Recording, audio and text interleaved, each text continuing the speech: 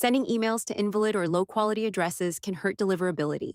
The email verification action helps you automate list hygiene, improve performance, and ensure your emails reach real users. Let's learn how to use this update. Start by adding the verify email action inside your workflow before any email step. Use the if/else action to decide whether to continue or stop the workflow. Select the email verification option to set this filter.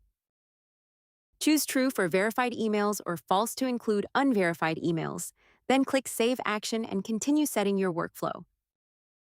The email verification action checks whether an email address is valid, risky, or invalid before the workflow proceeds. This ensures emails are only sent to high-quality contacts, helping reduce bounces and protect your sender reputation. And there you have it. Now you can verify email addresses directly within workflows before sending any emails by adding the email verification action to check the validity of a contact's email. We hope you enjoy it.